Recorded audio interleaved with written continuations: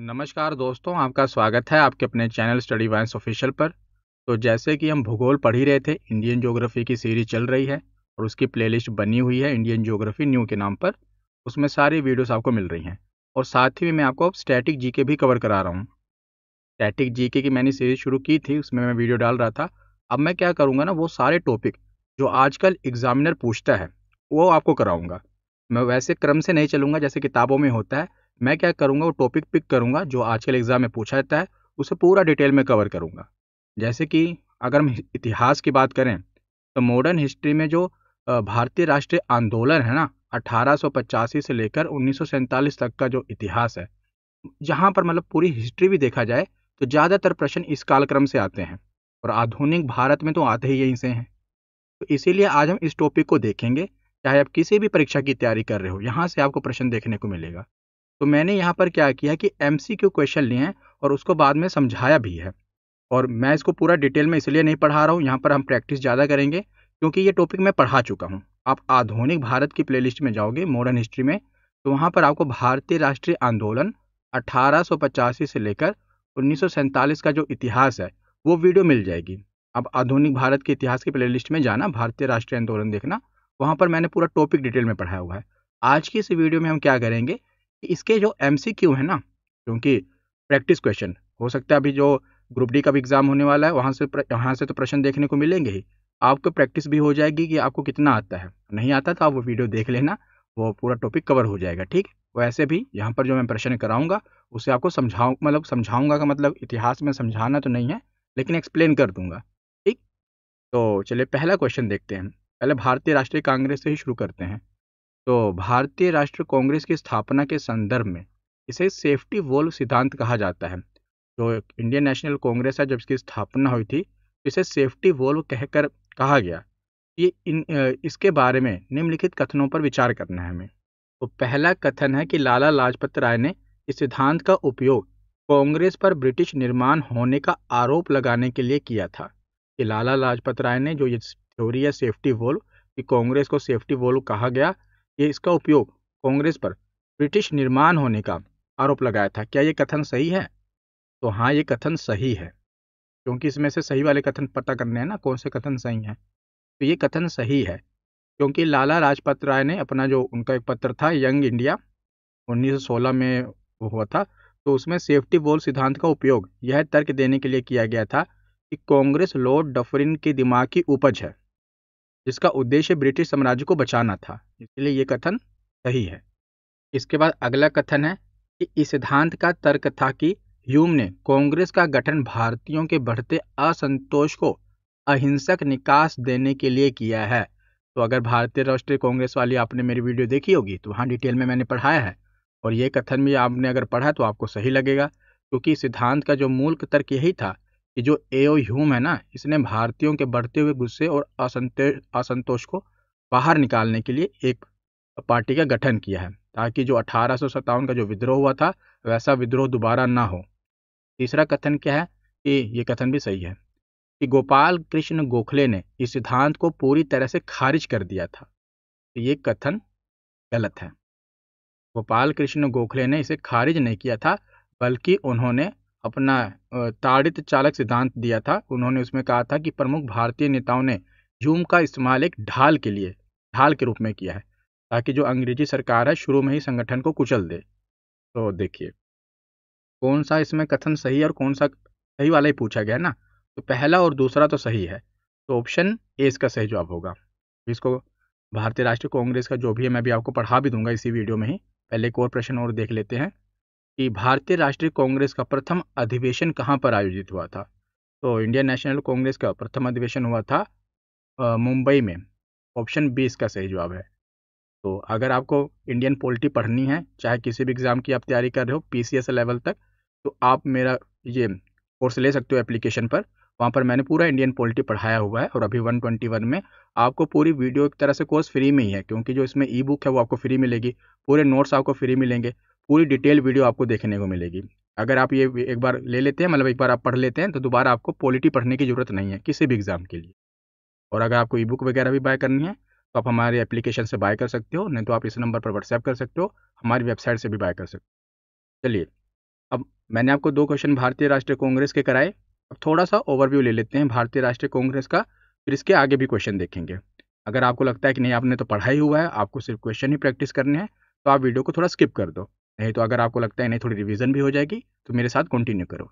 तो भारतीय राष्ट्रीय कांग्रेस भारत के राष्ट्रीय आंदोलन में कांग्रेस की जो स्थापना थी, ये देश में एक बड़े आंदोलन का नेतृत्व करने तथा अंग्रेजी सरकार के सुरक्षा कपाट के रूप में हुआ था, जिसे हम सेफ्टी वॉल कह रहे हैं। क्योंकि कहा जाता है कि इतिहासकारों द्वारा ही कि कांग्रेस की स्थापना इसलिए की गई थी क्योंकि उससे पहले विद्रोह वगैरह हो रहे थे और कोई एक पार्टी तो थी नहीं, हर जगह से हो रहा था, तो अंग्रेजों के लिए दबाना उसे मुश्किल था। अब इसमें क्या हो रहा था कि अगर उन्होंने एक पार्टी बना दी कि हाँ ठीक है, कोई भी अगर सवाल है तो राष्ट्र यहाँ से इंडियन नेशनल कांग्रेस के द्वारा पूछे जाएंगे और सरकार फिर उन्हें हैंडल कर सकती है, मैनेज कर सकती है। इसकी स्थापना हुई थी 28 दिसंबर 1885 को और इसके संस्थापक थे एलन ऑक्टेवियन ह्यूम, यानी कि एओ ह्यूम, जो कि स्कॉटलैंड के थे। और कहाँ पर इसकी स्थापना हुई थी? तो मुंबई के गोकुलदास तेजपाल संस्कृत विद्यालय में। उस समय वायसराय लॉर्ड डफरिन था और दादा भाई नौरोजी ने ही इसका नामकरण भारतीय राष्ट्रीय कांग्रेस किया था। इससे पहले इसका नाम भारतीय राष्ट्रीय संघ था, इंडियन नेशनल यूनियन था, जो बदलकर भारतीय राष्ट्रीय कांग्रेस कर दिया गया। तो देखिए, जो कांग्रेस अधिवेशन हुए थे यहीं से सवाल बनते हैं। आप अभी देखना, रेलवे में इतने सारे क्वेश्चन यहाँ से बनेंगे ना कांग्रेस अधिवेशन से, कि हर एक शिफ्ट में लगभग यहाँ से आ ही जाता है प्रश्न। तो अधिवेशन देखिए 1885 से शुरू हुआ था पहला अधिवेशन। पहले 4 जो अधिवेशन आपको याद रखने हैं, 85, 86, 87, 88। पहला अधिवेशन मुंबई में हुआ था, इसके अध्यक्ष थे विमेय चंद्र बनर्जी।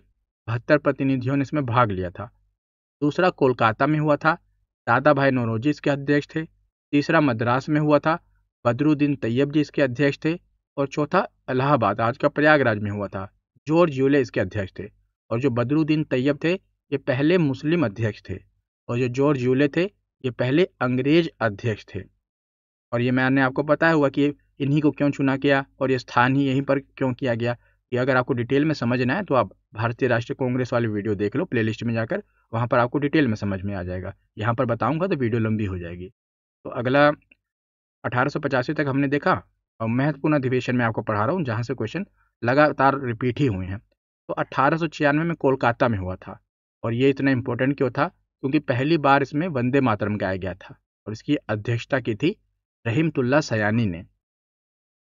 1905 में बनारस में हुआ था, गोपाल कृष्ण गोखले इसके अध्यक्ष थे। और ये इंपॉर्टेंट क्यों है कि 1905 में बंग भंग आंदोलन भी होता ना, क्योंकि बंगाल विभाजन की आलोचना की गई थी, जो अंग्रेजों के द्वारा बंगाल विभाजन किया गया था। 1906 में कोलकाता में हुआ था, दादा भाई नौरोजी ही इसके अध्यक्ष थे और सबसे पहली बार स्वराज शब्द का प्रयोग इसमें हुआ था। 1907 में सूरत में हुआ था अधिवेशन, रास बिहारी घोष इसके अध्यक्ष थे। और इसमें क्या हुआ था, 1907 में कांग्रेस का विभाजन हो गया था गरम दल और नरम दल में। और 1911 कोलकाता में हुआ था, किशन नारायण धर इसके अध्यक्ष थे और जन गण मन को पहली बार इसमें गाया गया था। तो 1896 कोलकाता में ही वंदे मातरम पहली बार गाया गया था और कोलकाता में ही कांग्रेस के अधिवेशन की बात हो रही है, जन गण मन को पहली बार गाया गया। ठीक। अब उसके बाद है 1916, 17, 24, 25, 29, ये सभी पूछे गए हैं। आप अगर अपने प्रीवियस ईयर क्वेश्चन देखोगे क्वेश्चन, ये जो अधिवेशन है सभी रिपीट हुए हैं बार बार। वैसे तो लगातार हर साल अधिवेशन हुआ है, लेकिन यहाँ इंपॉर्टेंट वाले मैं आपको बता रहा हूँ। 1916 में लखनऊ में हुआ था। इसमें क्या हुआ था कि जो नरम दल और गरम दल था ना, जो अलग हुआ था वो एक हो गया और कांग्रेस और मुस्लिम लीग का भी समझौता हो गया था। अंबिकाचरण मजूमदार इसके अध्यक्ष थे। 1917 में कोलकाता में हुआ था और कांग्रेस की पहली महिला अध्यक्ष एनी बेसेंट बनी थी। और 1924 वाला तो पता नहीं कितनी बार रिपीट हुआ है, क्योंकि महात्मा गांधी एक ही बार कांग्रेस के अध्यक्ष बने हैं, वो भी 1924 में बेलगांव में जो अधिवेशन हुआ था। ये कांग्रेस का 40वां अधिवेशन था और एकमात्र अधिवेशन था जिसमें कांग्रेस के अध्यक्ष गांधी जी बने थे। 1925 में कानपुर में हुआ था, सरोजनी नायडू जी इसके अध्यक्ष थीं और ये प्रथम भारतीय महिला अध्यक्ष थीं। कांग्रेस की पहली महिला अध्यक्ष पूछा जाए तो एनी बेसेंट है, लेकिन पहली भारतीय महिला अध्यक्ष तो सरोजनी नायडू हैं। 1929 में लाहौर में हुआ था और जवाहरलाल नेहरू जी इसके अध्यक्ष थे और इसमें पूर्ण स्वराज की मांग हुई थी, पूर्ण स्वराज। 1931 में कराची में हुआ था, वल्लभ भाई पटेल इसके अध्यक्ष थे और मौलिक अधिकार प्रस्ताव इसमें पारित हुआ था। 1937 में फैजपुर में हुआ था। जवाहरलाल नेहरू जी इसके अध्यक्ष थे और प्रथम अधिवेशन जो हुआ था ये गांव में हुआ था। ये फैजपुर ये पहला अधिवेशन था जो गांव में हुआ था। 1938 में हरिपुरा, सुभाष चंद्र बोस इसके अध्यक्ष थे और 1939 में त्रिपुरी में हुआ था। और सुभाष चंद्र पहले इसके थे लेकिन बाद में राजेंद्र प्रसाद को बना दिया गया। सुभाष चंद्र बोस दोबारा कांग्रेस के अध्यक्ष बने थे, लेकिन क्या हुआ था, सुभाष चंद्र बोस और जो महात्मा गांधी थे इनके उम्मीदवार पट्टाभी सीतारमैया के बीच मतदान हुआ था, जिसमें सुभाष चंद्र बोस जीत तो गए थे लेकिन उन्होंने त्याग पत्र दे दिया था क्योंकि गांधी जी नहीं चाहते थे। जिसके बाद क्या हुआ कि राजेंद्र प्रसाद को अध्यक्ष बना दिया गया था। और 1940 में रामगढ़ में हुआ था और इसमें मौलाना अबुल कलाम आज़ाद और मौलाना अबुल कलाम आज़ाद लगातार 6 वर्ष तक कांग्रेस के अध्यक्ष पद पर रहे। फिर मेरठ में आचार्य JB कृपलानी बने, आज़ादी के समय के यही अध्यक्ष थे। तो ये कुछ फैक्ट हैं जहां से प्रश्न डायरेक्ट बन जाता है कि कांग्रेस के प्रथम अधिवेशन के अध्यक्ष कौन थे, तो WC बनर्जी जो हमने पढ़ा। प्रथम मुस्लिम अध्यक्ष कौन थे, बदरुद्दीन तैयब। प्रथम यूरोपियन जिसे कांग्रेस के अधिवेशन की अध्यक्षता की थी, जॉर्ज यूले। प्रथम महिला जिसने कांग्रेस के अधिवेशन को संबोधित किया था, यहाँ पर स्पीच देने की बात हो रही है, तो कादम्बिनी गांगुली। प्रथम यूरोपियन महिला तथा प्रथम महिला अध्यक्ष जिसने कांग्रेस के अधिवेशन की अध्यक्षता की, तो एनी बेसेंट। जिस अधिवेशन में पहली बार भारत का राष्ट्रीय गीत वंदे मातरम गाया गया था, वो कांग्रेस का जो अधिवेशन था कोलकाता में हुआ था 1896 में। और आपको पता है कि रहमतुल्लाह सयानी इसके अध्यक्ष थे। और जो वंदे मातरम है ये किसके द्वारा लिखा गया है, तो बंकिम चंद्र चटर्जी के द्वारा। और भारत के आज़ादी के समय JB कृपलानी कांग्रेस के अध्यक्ष थे। और स्वतंत्रता के बाद 1947 में कांग्रेस का विशेष अधिवेशन नई दिल्ली में डॉक्टर राजेंद्र प्रसाद की अध्यक्षता में संपन्न हुआ था। और कांग्रेस के सबसे ज्यादा समय तक तथा सबसे कम उम्र के अध्यक्ष कौन थे, तो अबुल कलाम आजाद। तो मैंने आपको कांग्रेस अधिवेशन का एक पूरा ओवरव्यू दे दिया। अब 2 क्वेश्चन तो हमने लगाए थे, अब कुछ और क्वेश्चन भी लगाते हैं। तो लाहौर कांग्रेस अधिवेशन के अध्यक्ष कौन थे, यहाँ पर लाहौर वाला पूछा गया। देखिए कि लाहौर और कराची वाला भी पूछ लिया जाता है, तो लाहौर कराची ये 2 पूछ ले जाते हैं ना, तो इसलिए इम्पोर्टेंट है। और ये बाद वाले थे लाहौर कराची वाले, जब हमने क्या कहते हैं इसका जवाहरलाल नेहरू जी ने किया था, पूर्ण स्वराज की मांग इसमें उठी थी, ये 1929 में हुआ था। तो इसका सही जवाब कौन सा है, तो इसका सही जवाब है ऑप्शन ए, जवाहरलाल नेहरू जी। उन्होंने ही मांग की थी पूर्ण स्वराज की उसमें। अगला प्रश्न है कि भारतीय राष्ट्रीय कांग्रेस के पहले अधिवेशन की अध्यक्षता किसने की थी। तो जो पहला अधिवेशन हुआ था ये अध्यक्षता तो बनर्जी जी ने की थी। अच्छा, दोनों में बनर्जी है, तो WC बनर्जी ने की थी, विमोच चंद्र बनर्जी ने। तो ऑप्शन ए इसका सही जवाब होगा। अगला प्रश्न देखें, तो यहाँ पर देखिए भारतीय राष्ट्रीय कांग्रेस की स्थापना गोकुलदास में मैंने आपको बताई ही किसने की थी, ऑक्टेवियन ह्यूम ने की थी, लेकिन पहली जो अध्यक्षता थी इसमें बताया कि नहीं, यह विमोच चंद्र बनर्जी ने की थी। अगला प्रश्न है कि भारतीय राष्ट्रीय कांग्रेस को इनमें से किस अधिवेशन में पहली बार राष्ट्रीय गान गाया गया था। तो पहली बार जो राष्ट्रीय गान गाया गया था कलकत्ता में ही गाया गया था, तो दोनों में कलकत्ता है, लेकिन 1911 में गाया गया था। तो ऑप्शन ए इसका सही जवाब होगा। भारतीय राष्ट्रीय कांग्रेस के 1911 कोलकाता अधिवेशन में पहली बार राष्ट्रीय गान गाया गया था, ठीक। और 1907 का जो सूरत अधिवेशन था पिछला वाला जो ऑप्शन में, वहां पर कांग्रेस 2 भागों में बट गई थी, बस अभी यही पूछा गया 1911 वाला। अगला प्रश्न है कि निम्नलिखित में से किसे वर्ष 1938 और 1939 में भारतीय राष्ट्रीय कांग्रेस के अध्यक्ष के रूप में निर्वाचित किया गया था। तो 1938 और 1939 में, बाद में 1939 में बाद में दूसरे भी बन गए थे, अभी पढ़ाया मैंने आपको। नेताजी कौन, सुभाष चंद्र बोस। तो 1938 में भारतीय राष्ट्रीय कांग्रेस का वार्षिक अधिवेशन हरिपुरा में हुआ था और इस अधिवेशन में सुभाष चंद्र बोस को अध्यक्ष के रूप में निर्वाचित किया गया था। और 1939 में क्या हुआ था कि महात्मा गांधी जी ने भी अपना एक कैंडिडेट खड़ा कर दिया था, लेकिन वो हार गया था। इसके बाद क्या हुआ था, नेताजी ने इस्तीफा दे दिया और राजेंद्र प्रसाद को अध्यक्ष बना दिया गया था। अब अगला प्रश्न है कि भारतीय राष्ट्रीय कांग्रेस की पहली भारतीय महिला अध्यक्ष कौन थी। यहाँ पर याद रखिए भारतीय लिखा हुआ है, अगर भारतीय ना लिखा होता तो इसका जवाब कुछ और होता।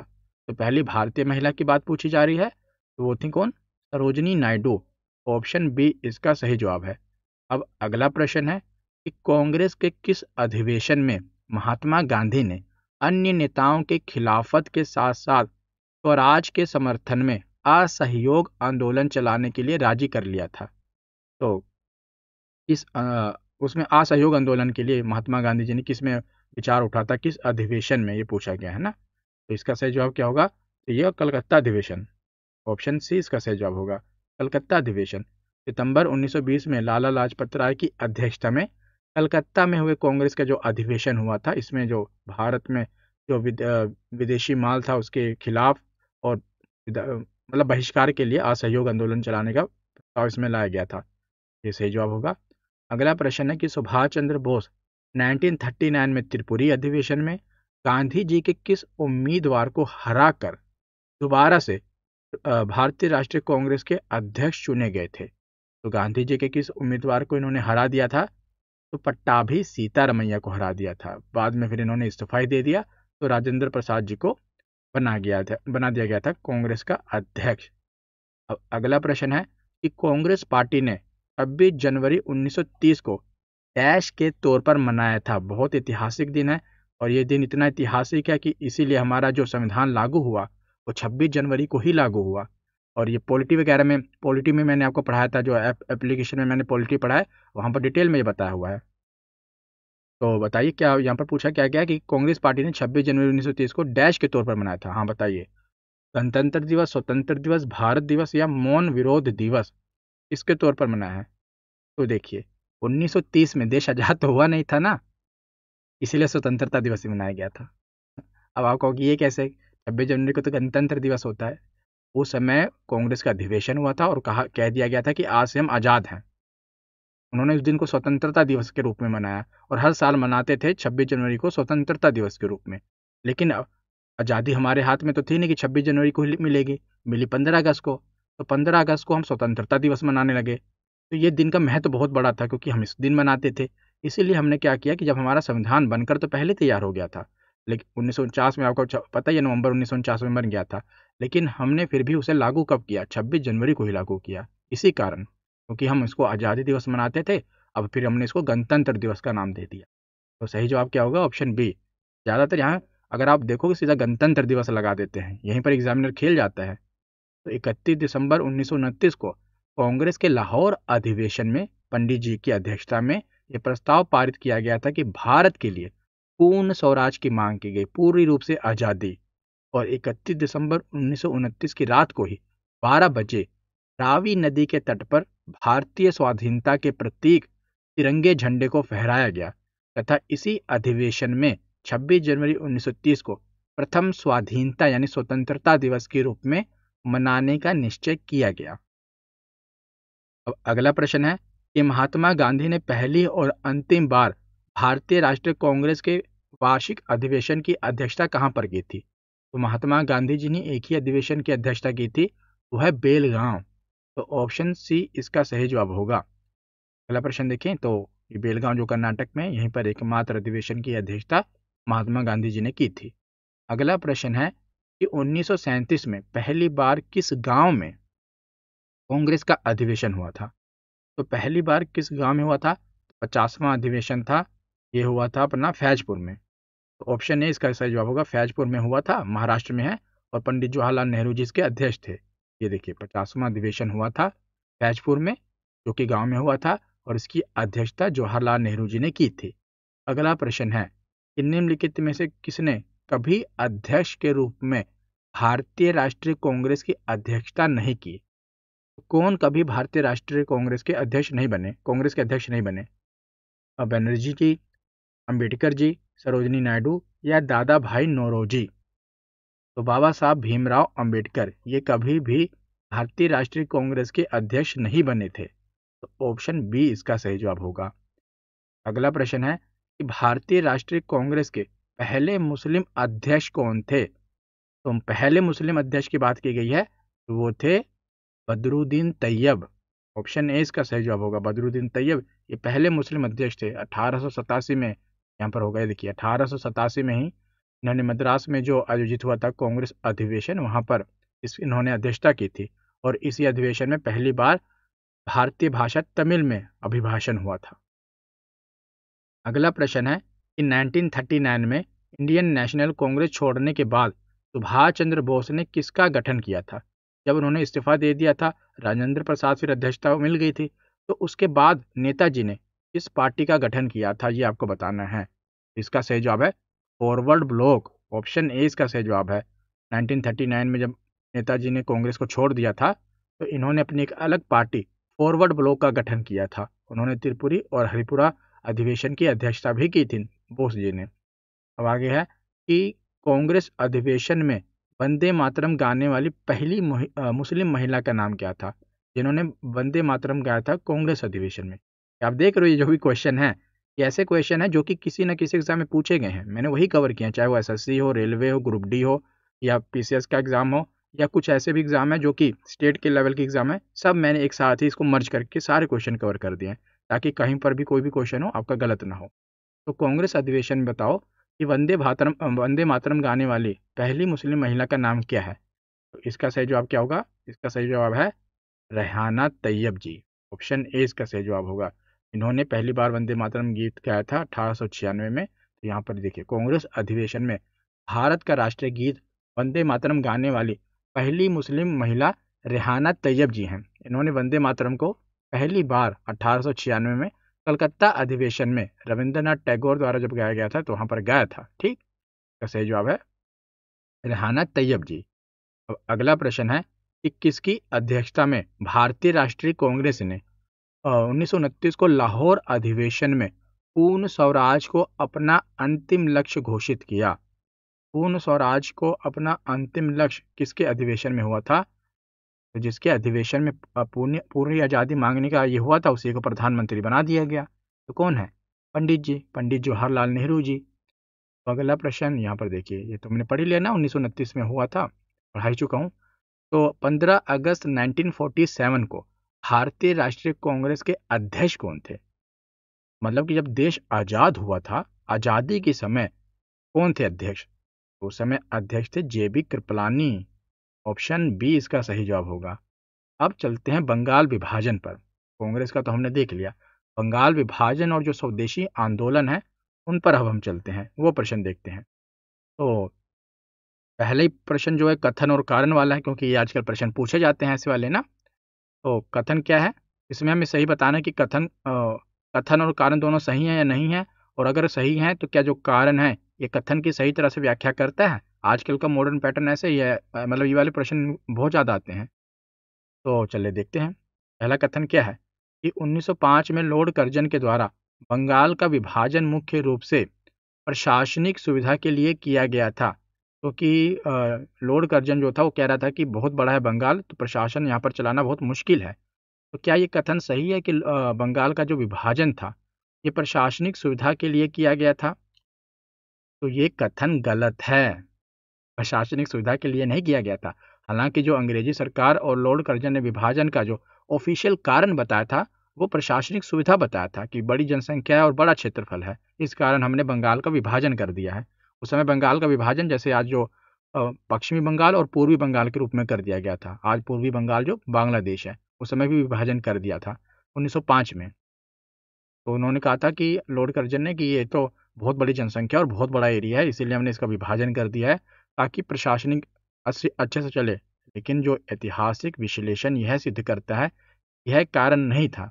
उस समय फूट डालो और राज करो वाला है, क्योंकि मुस्लिम आबादी जिसमें ज़्यादा उसको अलग कर दिया, हिंदू आबादी जिसमें ज़्यादा उसको अलग कर दिया। ये कारण नहीं था। कारण वास्तविक उद्देश्य बंगाल में बढ़ते राष्ट्रवाद को कमजोर करना और हिंदू मुस्लिम एकता को तोड़ना था। तो हाँ, ये कारण सही है कि जो असली उद्देश्य था अंग्रेजों का, कि बंगाल में जो उस समय राष्ट्रवाद बढ़ रहा था उसको, और साथ ही साथ हिंदू मुस्लिम को एकता, जो यूनिटी थी, उसको अलग करना था। तो देखिए, कारण सही है लेकिन कथन गलत है ना। तो इसमें सही जवाब क्या होगा? ए और आर दोनों सही हैं, ए आर दोनों सही है, नहीं ये दोनों नहीं है। ये तीसरा, ए गलत है और परंतु आर सही है। हाँ, ये सही है। ए गलत है परंतु जो आर है ये सही है। अब अगला प्रश्न देखें। तो अगला प्रश्न है कि बंगाल का पहला विभाजन किस वर्ष हुआ था? ये तो रट ही लो, 1905 रटा ही होगा आपने वैसे भी, कि 1905 में बंगाल का विभाजन हुआ था। ऑप्शन डी इसका सही जवाब होगा। बंगाल का विभाजन 1905 में हुआ था, लॉर्ड कर्जन के द्वारा किया गया था। और अंग्रेजी सरकार का कहना था कि जो बंगाल सूबा बहुत बड़ा है, तो यहाँ पर चलाना बहुत मुश्किल हो रहा है। मुश्किल हो रहा था, भारतीयों को दे दो। प्रशासनिक सुविधा के लिए विभाजन आवश्यक है। और वास्तविकता में कर्जन के द्वारा क्यों किया गया था वो आपको पता है कि ताकि जो वहाँ पर राष्ट्रवाद की भावना है उसे कुचलने का प्रयास किया गया, और मुस्लिम जो बहुल प्रांत था उसको अलग कर दिया गया, हिंदू बहुल प्रांत को अलग कर दिया गया। और यही थी अंग्रेजों की फूट डालो और राज करो। ये देखिए, बंगाल विभाजन में जो पश्चिम बंगाल था, जिसमें आज का बंगाल, बिहार और उड़ीसा का क्षेत्र आता है, इसे हिंदू जनसंख्या बाहुल क्षेत्र था, ये इसे अलग कर दिया गया। और पूर्वी बंगाल, जो कि आज का पूर्वी बंगाल है, जिसे हम बांग्लादेश कहते हैं, और असम वाला एरिया जो था, ये मुस्लिम जनसंख्या बाहुल्य क्षेत्र था। तो इन दोनों को अलग कर दिया गया था। बंग भंग, बंगाल का विभाजन। तो 16 अक्टूबर 1905 में विभाजन लागू हो गया था, और विभाजन के फलस्वरूप बंगाल एवं संपूर्ण देश में एक विरोध की लहर फैल गई थी। इसीलिए 16 अक्टूबर को शोक दिवस के रूप में मनाया गया था, जब बंगाल का विभाजन लागू हुआ था। और रविंद्रनाथ टैगोर के आह्वान पर 16 अक्टूबर 1905 को ही रक्षाबंधन दिवस के रूप में मनाया गया था। और बंगाल विभाजन के अवसर पर ही रविंद्रनाथ टैगोर ने अपना प्रसिद्ध गीत अमार सोनार बांग्ला लिखा था। और ये आपने सुना होगा, जो अमार सोनार बांग्ला है, ये आज के समय बांग्लादेश का राष्ट्रीय गान है, नेशनल एंथम है उनका, अमार सोनार बांग्ला। जबकि ये कब गाया गया था? जब बंगाल का विभाजन हुआ था, उस समय रविंद्रनाथ टैगोर ने ये गीत लिखा था। और इकलौते ऐसे रविंद्रनाथ टैगोर जी हैं जिन्होंने दो देशों के नेशनल एंथम लिखे हैं, एक तो भारत का जनगण मन और दूसरा बांग्लादेश का अमार सोनार बांग्ला। तो अगला प्रश्न है कि जुलाई 1905 में बंगाल के विभाजन का आदेश किसने दिया था? तो बंगाल के विभाजन का जो आदेश था, ये दिया था कर्जन ने। ऑप्शन सी इसका सही जवाब होगा, कर्जन। तो बंगाल विभाजन का आदेश कर्जन ने दिया था 1905 में। बंगाल विभाजन की जो घोषणा थी कर दी गई थी, और इसके 20 जुलाई को ही 1905 में, और 16 अक्टूबर को यह फैसला लागू हो गया था, विभाजन हो गया था। तो और 1911 के दिल्ली दरबार में वायसराय लॉर्ड हॉर्डिंग के द्वारा बंगाल विभाजन को बाद में निरस्त कर दिया गया था। मतलब जो भी विभाजन किया गया था, इसे रद्द कर दिया गया था। बहुत विरोध हुआ था इसका ना, इसलिए। अगला प्रश्न है कि बाल गंगाधर तिलक ने सर रतन जी टाटा के साथ मिलकर साल 1905 में स्वदेशी वस्तुओं की दुकान खोली थी, जहां पर भारतीय वस्तुएं मिलती थी, वो दुकान खोली थी। उस दुकान का नाम क्या था? ये प्रश्न पूछा गया है एनटीपीसी में, रेलवे का एग्जाम जो है। ये 1905 में भैया जब बंगाल विभाजन हुआ था, तो बाल गंगाधर तिलक और टाटा जी, रतन टाटा जी, इन्होंने एक दुकान खोली थी जहां पर सिर्फ भारतीय सामान मिलेगा। दुकान का नाम आपको बताना है। दुकान का नाम था बॉम्बे स्वदेशी सहकारी दुकान कंपनी लिमिटेड। ठीक, इंपॉर्टेंट है प्रश्न। अगला प्रश्न है कि इनमें से कौन सा आंदोलन लाल बाल पाल इनके द्वारा शुरू किया गया था? लाल बाल पाल तो आपको पता है ना, शॉर्ट फॉर्म है। तो कौन सा आंदोलन था जो कि लाल बाल पाल के द्वारा शुरू किया गया था? वो आंदोलन है स्वदेशी आंदोलन। ऑप्शन डी इसका सही जवाब होगा। ये जो लाल बाल पाल थे, ये शॉर्ट फॉर्म इसलिए कहा जाता था, देखिए, लाल से लाला लाजपत राय, पाल से बाल गंगाधर तिलक, और पाल थे विपिन चंद्र पाल।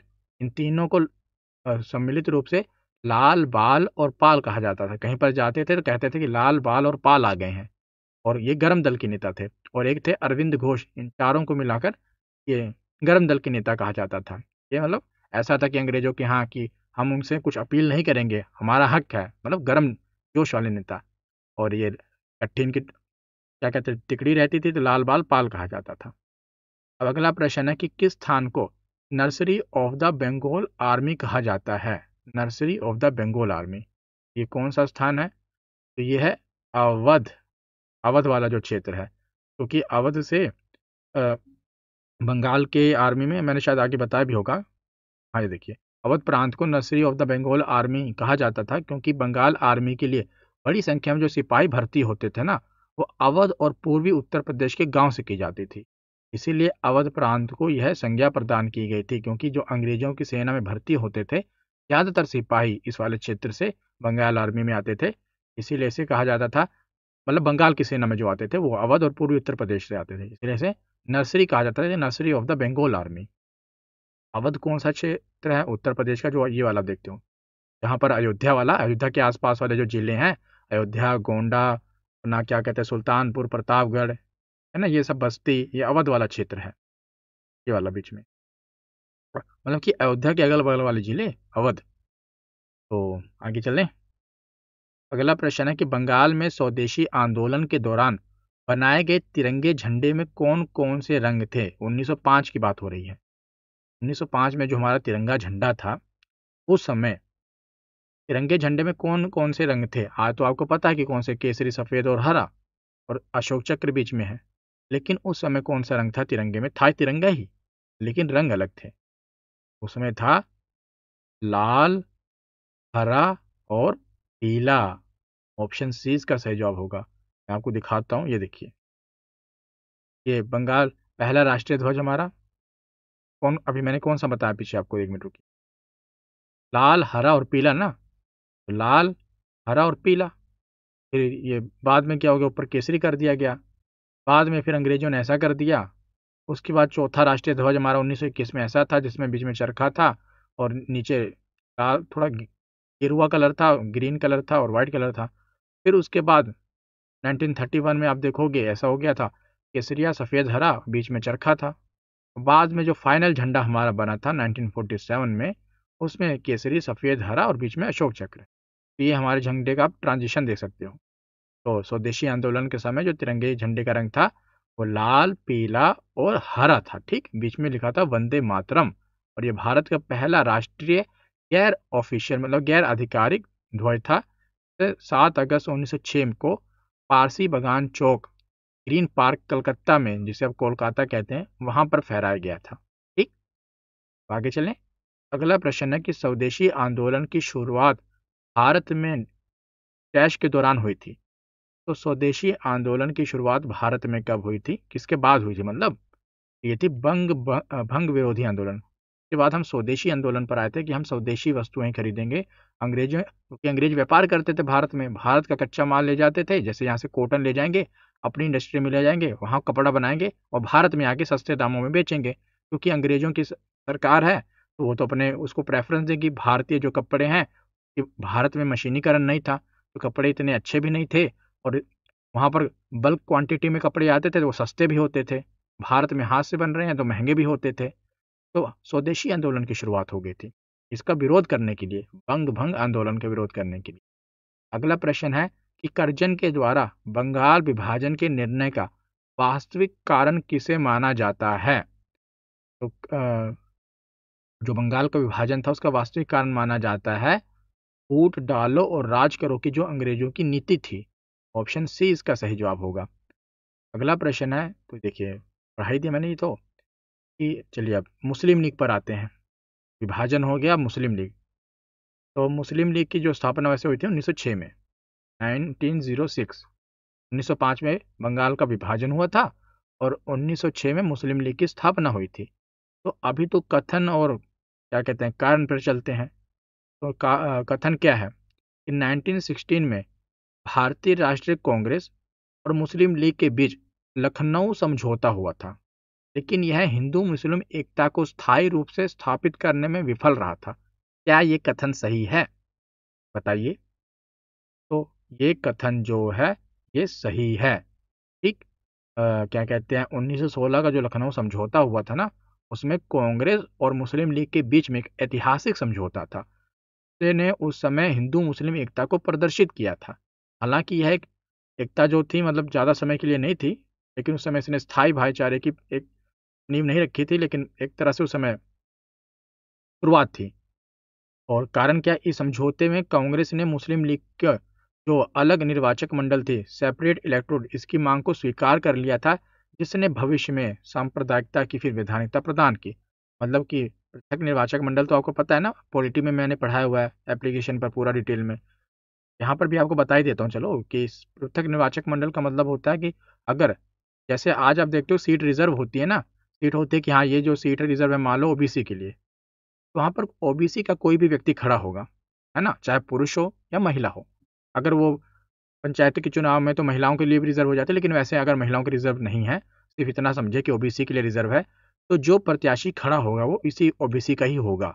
लेकिन जो वोट उसको डालते हैं वो किसी भी जाति के हो सकते हैं, मतलब वो जनरल के भी हो सकते हैं, ओबीसी के भी, एससी के भी, कोई भी डाल सकता है, मतलब जिसका नाम वोटर लिस्ट में है वो। आजकल तो आपको पता ही है, ना भी वो भी डाल सकता है, लेकिन जिसका नाम वोटर लिस्ट में होगा वही डालेगा ना। तो पृथक निर्वाचक मंडलों के केस में क्या करते हैं कि जो व्यक्ति खड़ा है, जैसे मान लो मुस्लिम के लिए पृथक निर्वाचक मंडल किया गया, तो जो प्रत्याशी होगा वो भी मुस्लिम होगा और जो उसको वोट डालेगा वो भी मुस्लिम ही होगा, बाकी ना हिंदू सिख ईसाई बाकी कोई वोट नहीं डालेगा। तो इसीलिए इसे सांप्रदायिकता के लिए कहा गया। इसको मुस्लिम लीग के जो मुसलमान थे, मतलब उन्होंने मांग की थी कि हमें पृथक निर्वाचक मंडल चाहिए, इसी में मामला अटका हुआ था। बाद में 1960 में समझौता हो गया था, लखनऊ पैक्ट, उन्होंने उसमें स्वीकार कर लिया था पृथक निर्वाचक मंडल। इतिहासकारों का मानना है कि ये कांग्रेस की एक बड़ी भूल थी, क्योंकि इसी ने बाद में टू नेशन थ्योरी के बीच को बो दिया था और सांप्रदायिकता को राजनीतिक वैधता प्रदान की थी। इसलिए कथन और कारण दोनों सही है, और जो कारण है कथन की सही व्याख्या भी करता है। तो ऑप्शन ए इसका सही जवाब होगा। क्या कथन और कारण दोनों सही हैं, और ए और मतलब कि आर जो है ए की सही व्याख्या करता है। अब अगला प्रश्न है कि सीधी कार्यवाही दिवस डायरेक्ट एक्शन डे की घोषणा किसने की थी? तो डायरेक्ट एक्शन डे की घोषणा की थी जिन्ना ने। ऑप्शन ए मोहम्मद अली जिन्ना ने डायरेक्ट एक्शन डे की घोषणा की थी। तो डायरेक्ट एक्शन डे 16 अगस्त 1946 को पाकिस्तान की मांग करते हुए मोहम्मद अली जिन्ना ने की थी, और मुस्लिम लीग के द्वारा प्रत्यक्ष कार्यवाही दिवस के माध्यम से पाकिस्तान को प्राप्त करना था। और मोहम्मद अली जिन्ना ने घोषणा की थी या तो विभाजित या भारत, या तो विभाजित भारत या नष्ट भारत, इन्होंने नारा दिया था।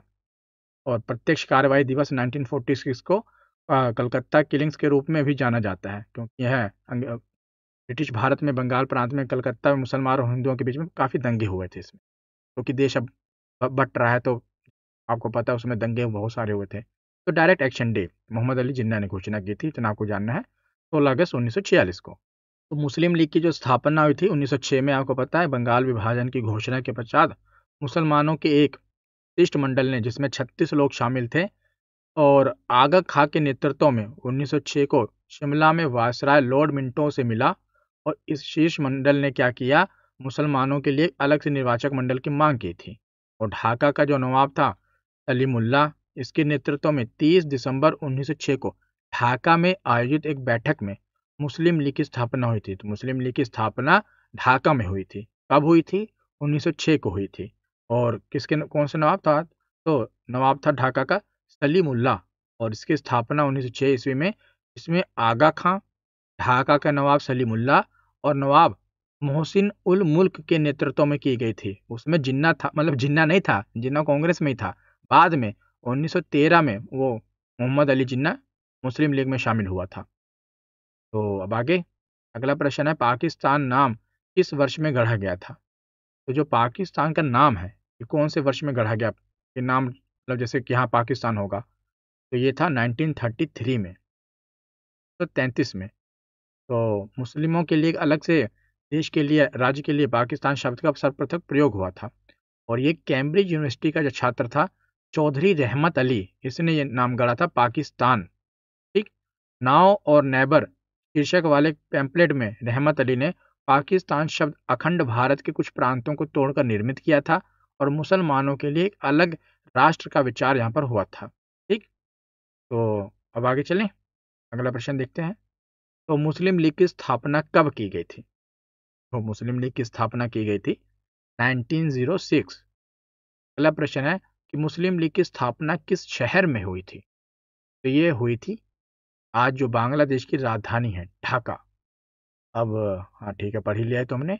अगला प्रश्न देखो, अगला है, अब आगे है होम रूल आंदोलन।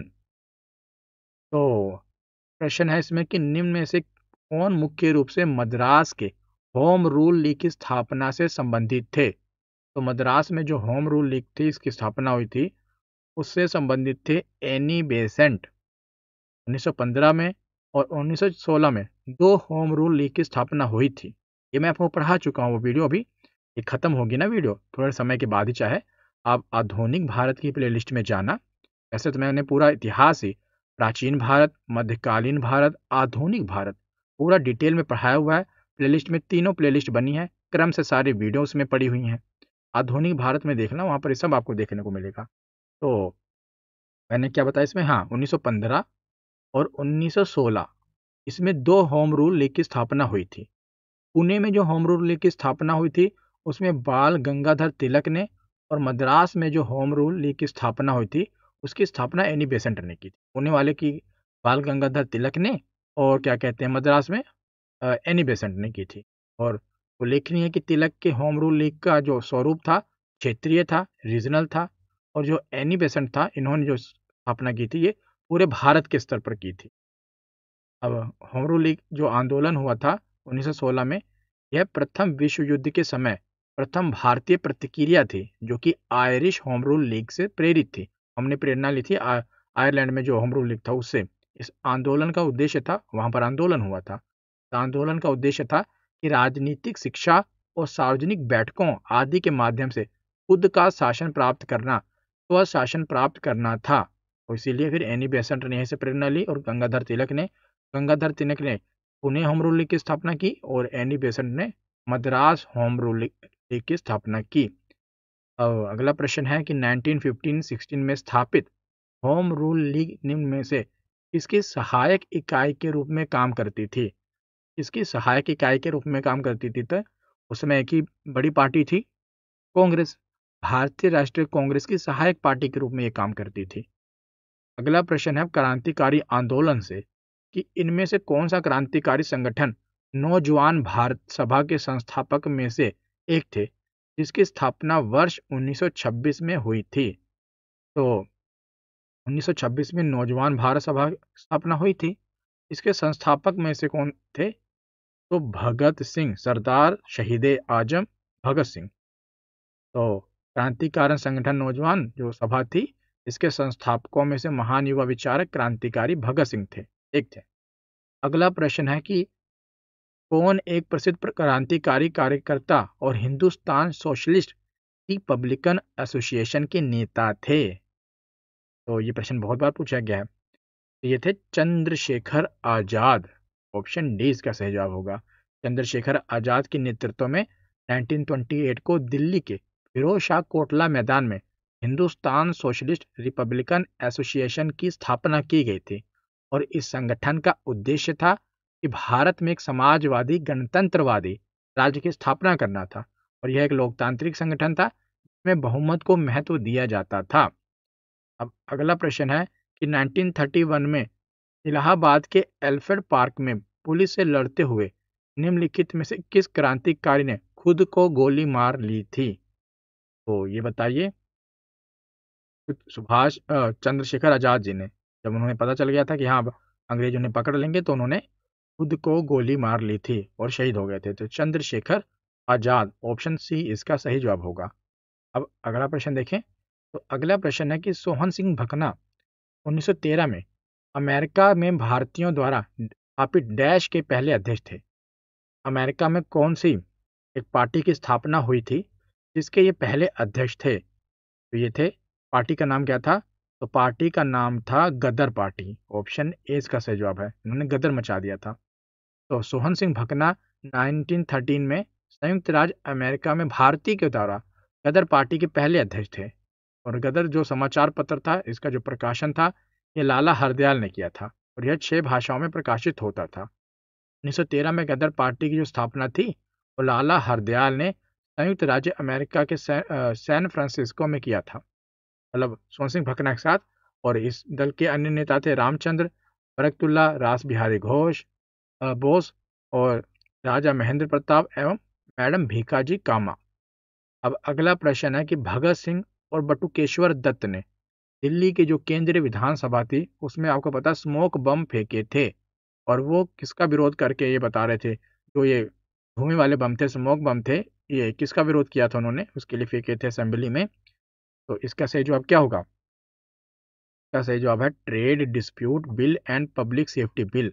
आप लोगों में से बहुत कम लोगों को ये पता होगा कि भाई, आपको ये तो पता होगा कि भगत सिंह ने दिल्ली की उस समय जो विधानसभा थी वहां पर बम फेंके थे, उसके बाद उन्होंने नारा कौन सा लगाया था, इनकलाब जिंदाबाद लगाया था ना नारा उसमें, लेकिन किसके खिलाफ लगाया था, क्यों फेंका था, तो इस बिल के खिलाफ था, ट्रेड डिस्प्यूट बिल एवं पब्लिक सेफ्टी बिल के खिलाफ था।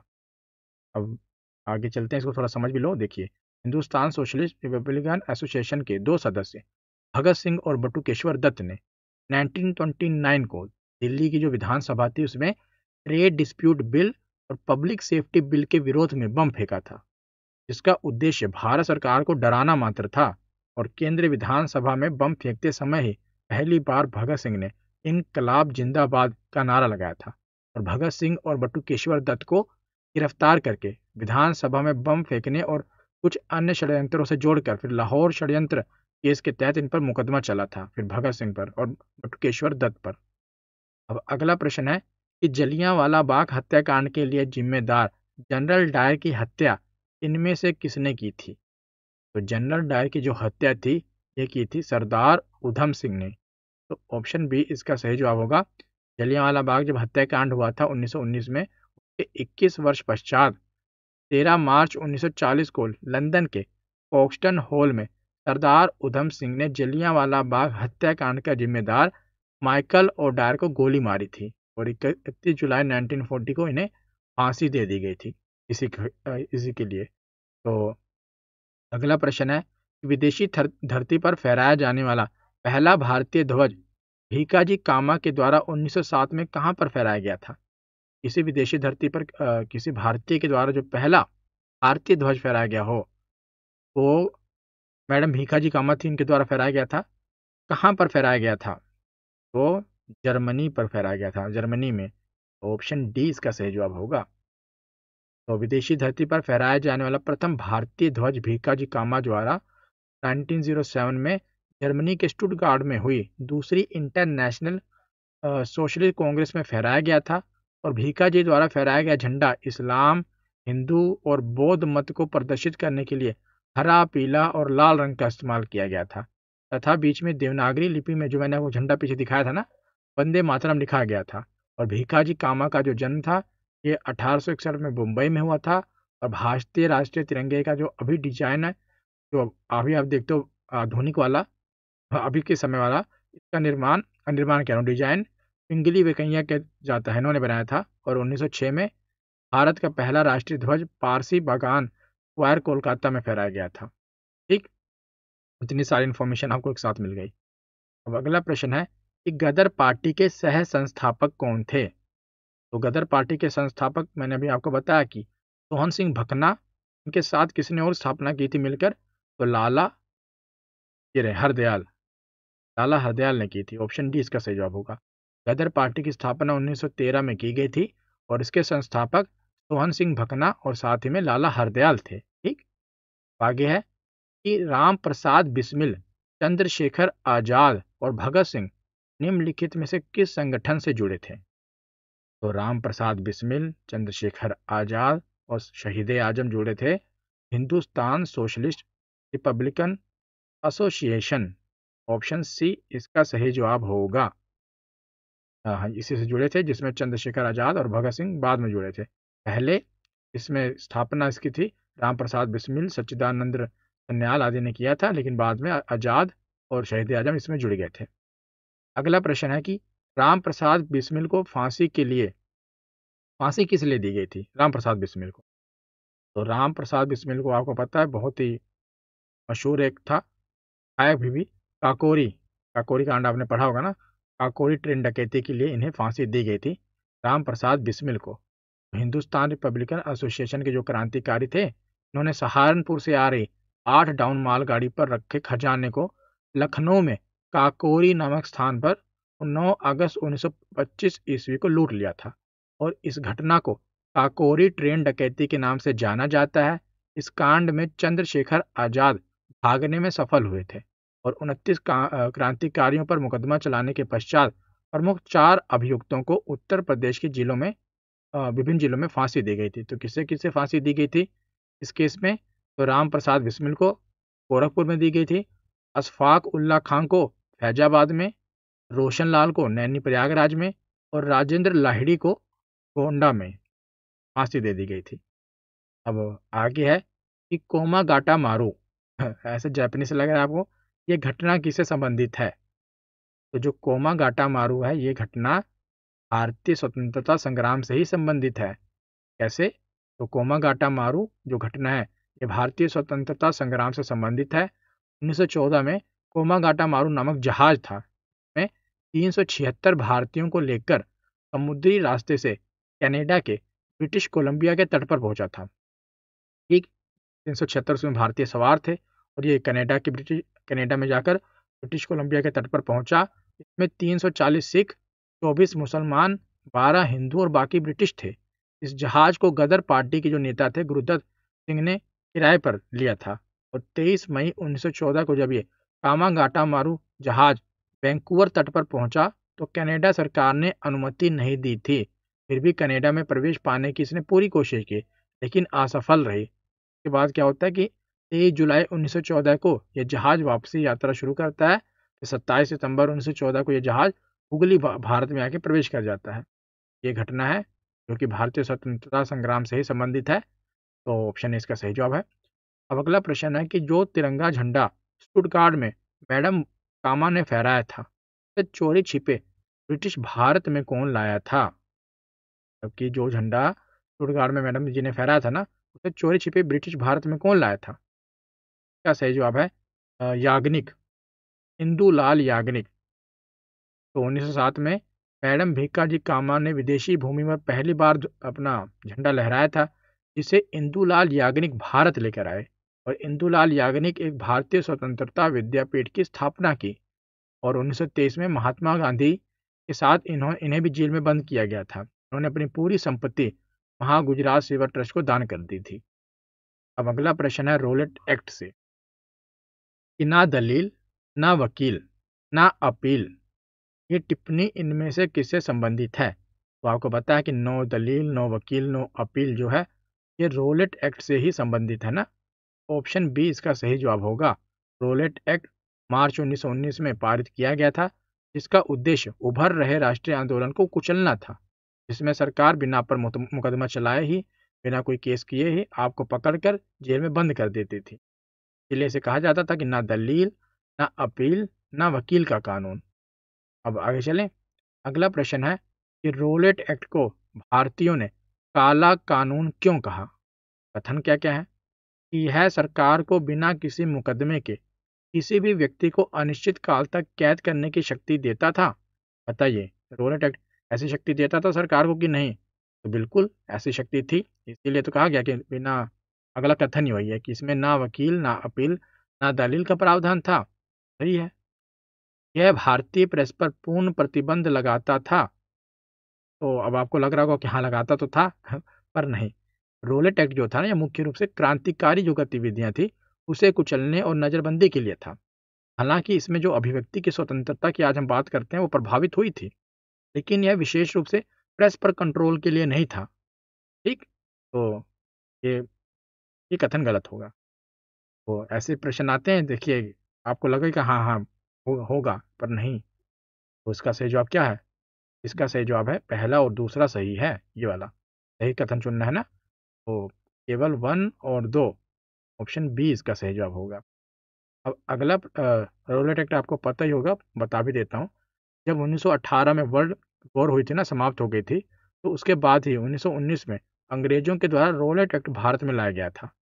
परंतु उस एक्ट में भारतीयों के लिए कोई अच्छी बात नहीं थी, जैसा गांधी जी और भारत के लोग सोच रहे थे। क्योंकि हमने पढ़ा हुआ है कि गांधी जी भारतीयों को विश्व युद्ध में अंग्रेजों की मदद के लिए अंग्रेजी सेना में भर्ती होने के लिए प्रोत्साहन कर रहे थे। जब वर्ल्ड वॉर चल रहा था, गांधी जी कह रहे थे आप अंग्रेजों का साथ दो, ताकि अगर अंग्रेजी युद्ध जीतते हैं तब वो हमें आज़ाद करेंगे, हमारे लिए अच्छा काम करेंगे। और वैसे भी जो दूसरी पावर थी वो बहुत ही ज़्यादा विभद्र थी, उसमें फिर अंग्रेजों का ही जीतना बनता था। तो विश्व युद्ध में अंग्रेजी की मदद के लिए अंग्रेजी सेना में भर्ती होने का प्रोत्साहन दे रहे थे, ताकि वर्ल्ड वॉर के बाद अंग्रेज भारत के लिए कुछ अच्छे कदम उठाएंगे। पर ऐसा कुछ हुआ नहीं। और क्या आ गया? बिना अपील, बिना वकील और बिना दलील का कानून। अगला प्रश्न है कि महात्मा गांधी ने किस अधिनियम के विरोध में लोगों को 6 अप्रैल 1919 को एक दिन के लिए अहिंसक विरोध दर्शाने को कहा था? तो किस अधिनियम के खिलाफ ये गांधी जी ने कहा था तो रोलेट एक्ट के खिलाफ ये गांधी जी ने कहा था कि आप एक दिन के लिए एक विरोध दर्शाओ अपना, लेकिन वो अहिंसक हो। ऑप्शन सी इसका सही जवाब होगा। अब अगला प्रश्न है कि फरवरी 1919 में सत्याग्रह सभा की स्थापना किसके द्वारा की गई थी? तो 1919 में सत्याग्रह की सभा की स्थापना पूछा गया बहुत बार, की थी मोहनदास करमचंद गांधी ने। तो ऑप्शन डी इसका सही जवाब होगा। अब अगला प्रश्न है, तो रोलेट एक्ट को महात्मा गांधी जी ने काला कानून कहा था, इसके लिए फिर सत्याग्रह सभा की स्थापना की गई थी।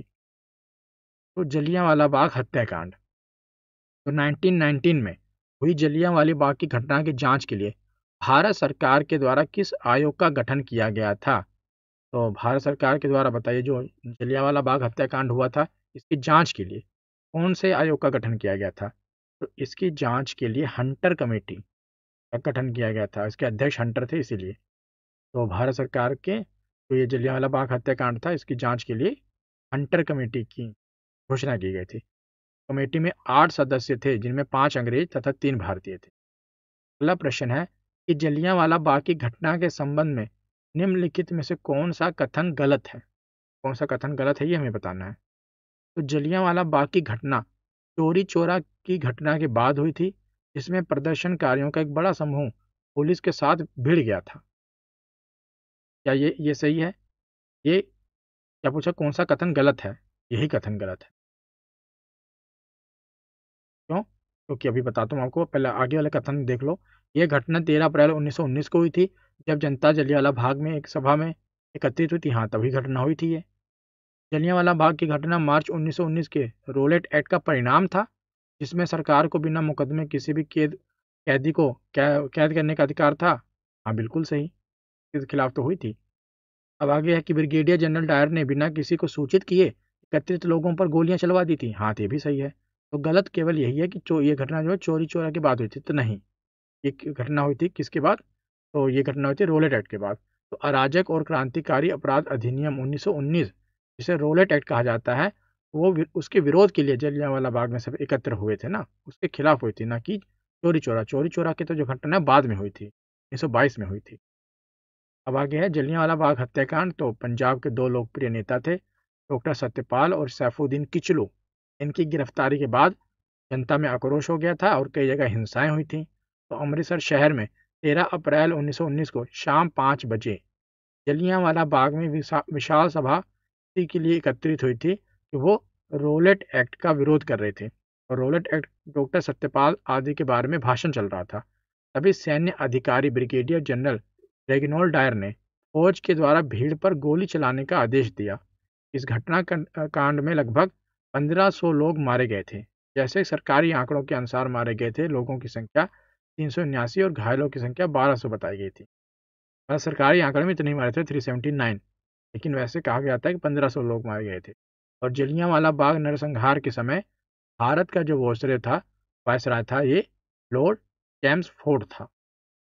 और जलियांवाला बाग जो हत्याकांड था, इसके समय पंजाब प्रांत के जो लेफ्टिनेंट गवर्नर थे ना, माइकल ओडायर था, जिसकी हत्या बाद में 1940 में सरदार उधम सिंह ने कर दी थी। कि सरदार उधम सिंह भी उस समय इसी जलियांवाला बाग में मौजूद थे, लेकिन वो पेड़ पर चढ़ गए थे, बच गए थे किसी तरह। फिर उन्होंने कहा था कि मैं इसका बदला लूंगा। बाद में उन्होंने इसका बदला लिया था और जाकर माइकल ओडायर को लंदन में जाकर पिस्तौल वगैरह छुपा कर ले गए थे और मारा था। उसके बाद है कि जलियांवाला बाग नरसंहार के समय भारत का वायसरॉय लॉर्ड चैम्सफोर्ड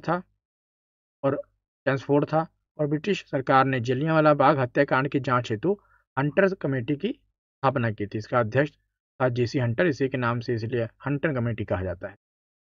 अब जलियांवाला बाग हत्याकांड इनमें से किस शहर में हुआ था, ये आपको बताना है। तो जलियांवाला बाग का जो हत्याकांड था ये अमृतसर में हुआ था। गोल्डन टेम्पल है ना, जो स्वर्ण मंदिर, उसी के बगल में था जलियांवाला बाग, अभी भी है। जलियांवाला बाग हत्याकांड के विरोध में गांधी जी ने किस सम्मान को लौटाया था? गांधी जी को सम्मान दिया गया था अंग्रेजों के द्वारा, तो उस सम्मान को उन्होंने लौटा दिया था कब?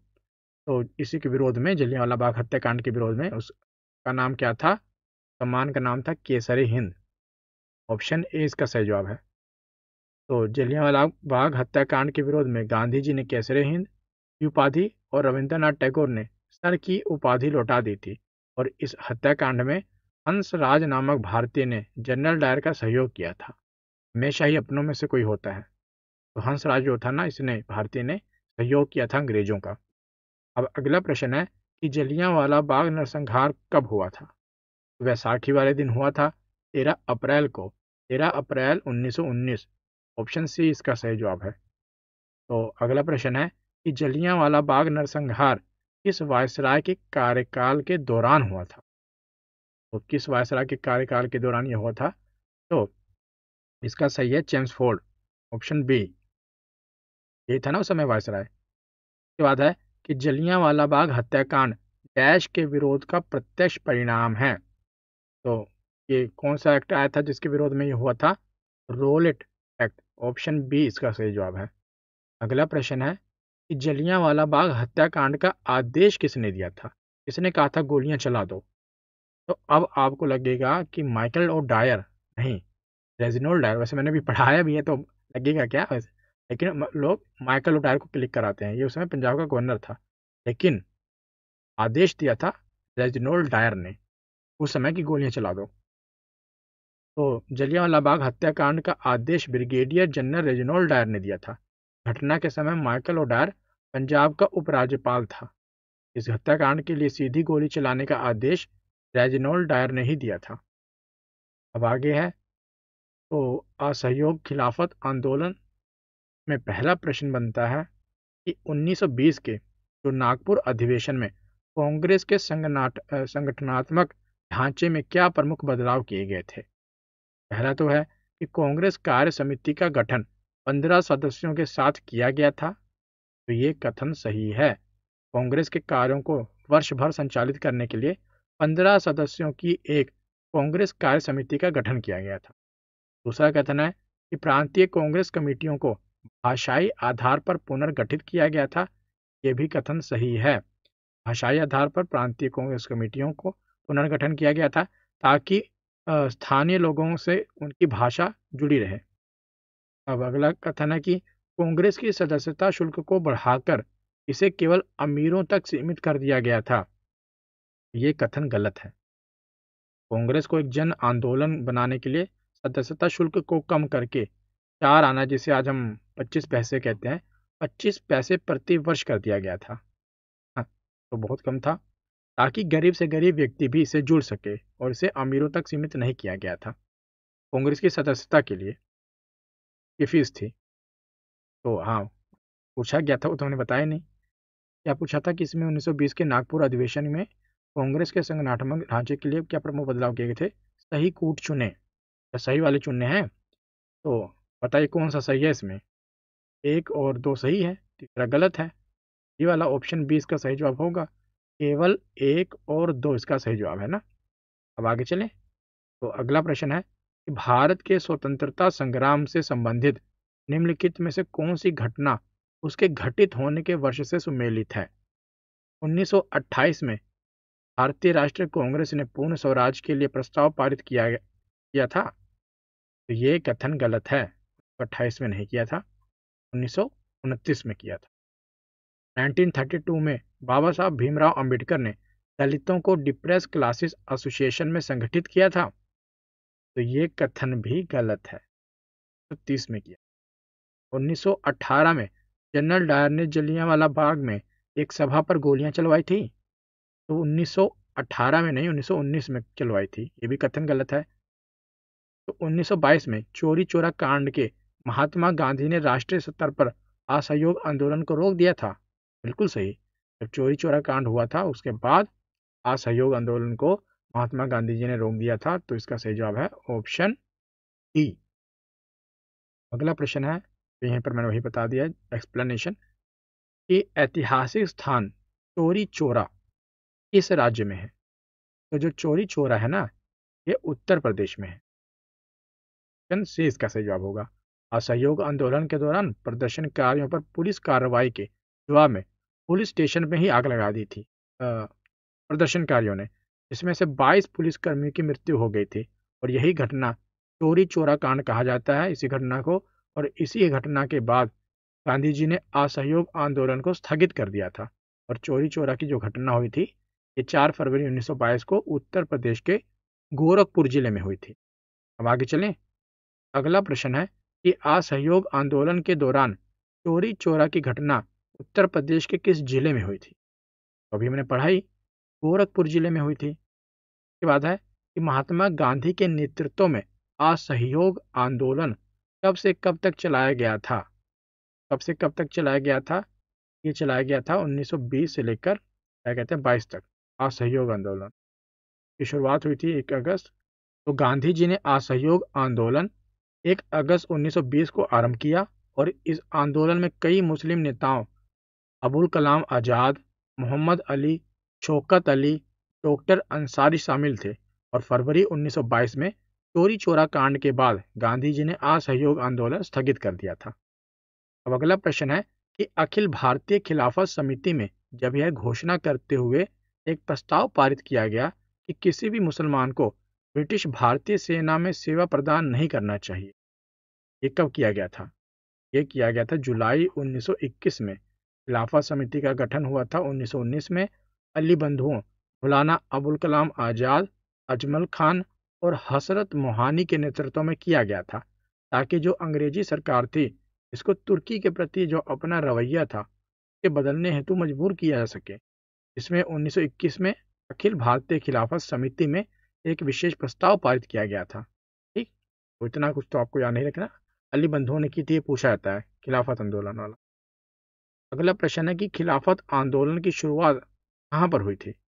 ये तुर्की में हुई थी। खिलाफत आंदोलन की समर्थन जिसका भारत कर रहा था, तो खिलाफत आंदोलन की शुरुआत तुर्की में हुई थी। इसकी शुरुआत 1908 में वहाँ के जो खलीफा थे, खलीफा के प्रभुत्व का उन्मूलन, खलीफा का जो पद था इसकी समाप्ति का चरण था, समाप्त कर दिया गया था। खलीफा जैसे आज आप समझिए कि जैसे ईसाइयों के लिए पोप है, कि धार्मिक गुरु सबसे बड़े, वैसे मुसलमानों के लिए खलीफा का पद था, समाप्ति कर दी गई थी। और भारत में खिलाफत आंदोलन मोहम्मद अली और शौकत अली के नेतृत्व में मार्च 1919 में बम्बई में शुरू हुआ था, याद रखना। तो खिलाफत आंदोलन का मुख्य उद्देश्य था तुर्की खलीफा के पद को पुनः स्थापित करना तथा वहाँ के धार्मिक क्षेत्रों से प्रतिबंध हटाना। अगला प्रश्न है कि अली बंधु शौकत अली और मोहम्मद अली भारत में किस आंदोलन का नेतृत्व किया था? तो इन्होंने नेतृत्व किया था खिलाफत आंदोलन का। ऑप्शन डी इसका सही जवाब होगा। अगला प्रश्न है कि 1922 में गांधी जी के द्वारा असहयोग आंदोलन को वापस लेने का मुख्य कारण क्या था? तो असहयोग आंदोलन को वापस लेने का मुख्य कारण था ऑप्शन ए, भीड़ ने उत्तर प्रदेश के चोरी चोरा में जो पुलिस स्टेशन थी वहां पर आग लगा दी थी। के बाद ही ये वापस ले लिया गया असहयोग आंदोलन। अगला प्रश्न है कि भारत में खिलाफत आंदोलन के बारे में क्या सही है? पहला कथन है यह पाकिस्तान की मांग के लिए एक आंदोलन था। खिलाफत आंदोलन, क्या ये आपको सही लग रहा है? नहीं। यह भारत में मुगल शाही परिवार को पुनः से बहाल करने के लिए था, तो ये भी गलत है। यह तुर्की के सुल्तान के समर्थन में था, ये सही है खलीफा पद। तो ऑप्शन सी इसका सही जवाब होगा। अगला प्रश्न है कि 1923 में स्वराज पार्टी की स्थापना किसने की थी? स्वराज पार्टी की जो स्थापना थी ये मोतीलाल नेहरू और चित्तरंजन दास, बहुत बार पूछा गया है, इन्होंने की थी स्वराज पार्टी की स्थापना। स्वराज पार्टी की स्थापना मोतीलाल नेहरू और चित्तरंजन दास ने मिलकर 1 जनवरी 1923 को इलाहाबाद प्रयागराज में की थी और चित्तरंजन दास इसके अध्यक्ष और मोतीलाल नेहरू इसके सचिव बने थे। अब अगला प्रश्न है कि स्वराज पार्टी की स्थापना किस वर्ष की गई थी? तो स्वराज पार्टी की स्थापना हुई थी 1923 में। ऑप्शन डी इसका सही जवाब होगा।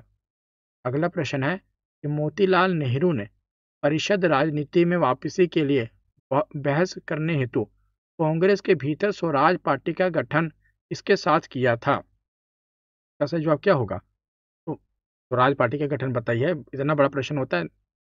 पहले आंसर यह है कि स्वराज पार्टी की स्थापना मोतीलाल नेहरू जी ने किसके साथ की थी? तो चित्तरंजन दास जी के साथ की थी। इसका सही जवाब क्या है? C R Das, option A. अगला प्रश्न है महात्मा गांधी के और उनके प्रारंभिक आंदोलन से कि दक्षिण अफ्रीका से भारत लौटने के बाद महात्मा गांधी ने 1916 में किस विश्वविद्यालय में पहली बार सार्वजनिक तौर पर संबोधित किया था। जब वहाँ से वो लौट कर आए थे तो किसी एक यूनिवर्सिटी में इन्होंने स्पीच दी थी पहली बार। ये थी कौन सी? तो ये थी BHU, बनारस हिंदू विश्वविद्यालय।